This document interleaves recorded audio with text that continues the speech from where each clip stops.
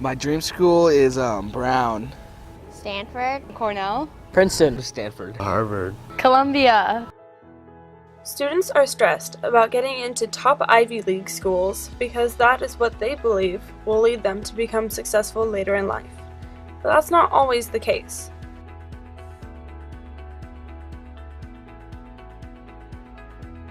There's this terrible myth out there that is just crushing us, which is only a certain tiny set of colleges and universities matter. We have tremendous proof that that's not true. You know, we call it a college arms race, you know, this sort of trying to one-up the next person, get that extra point on the GPA or the extra point on the SAT, do one more activity and so on so that I can get into the school. But that's just not the point. I want to go to Dartmouth College because I visited there this fall and I love the atmosphere on the campus and the academics that they offer.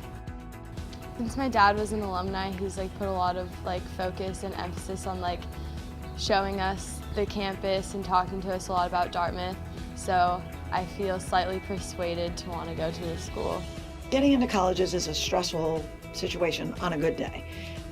In the last 10 years, I would say it has become more and more stressful. Pressure both from the parents and schools in order to get into top colleges has become inordinate. And for many folks, it is only a few colleges that are acceptable as a parent that we will pay for. We think less of ourselves if we don't get into one of those top 20 brand name schools, okay? It's just terribly misguided thinking. We have this sense of, I've gotta have the school that other people value. So when I'm wearing the sweatshirt or the t-shirt or the hat or putting that bumper sticker on my car, other people will think highly of me. And that's not the reason to choose a college. When I was picking out my colleges, I wanted a school that was good for chemical engineering. And when I was looking at the schools, Minnesota Twin Cities was the one that really popped out. The Ivy League schools, they're not, most of them aren't good for chemical engineering and they don't offer what I want to do. I think students care so much about getting into top colleges because that's all they know. And there are 3,900 colleges out there. There's college literally for everyone. Where you went to college is not who you become. And when you look at very, very, very successful people, particularly in Silicon Valley, and you match them to which college from which they graduated, you'll be surprised.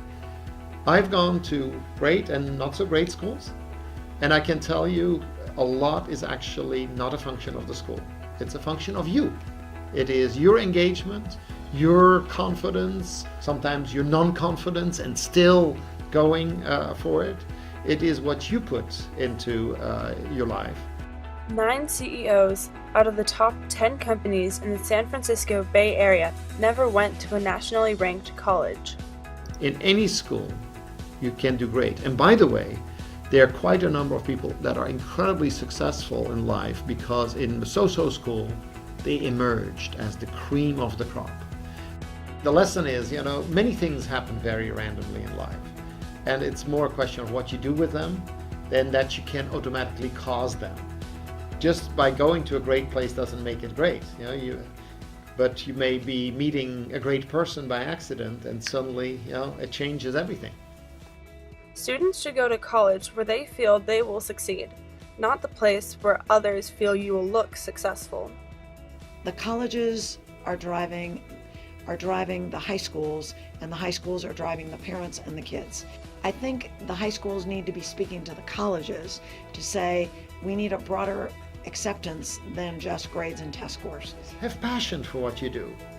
It's not a job, it's a mission. You're going to change the world, you're going to have impact, you're going to build the greatest product ever, you will provide the best service to some community.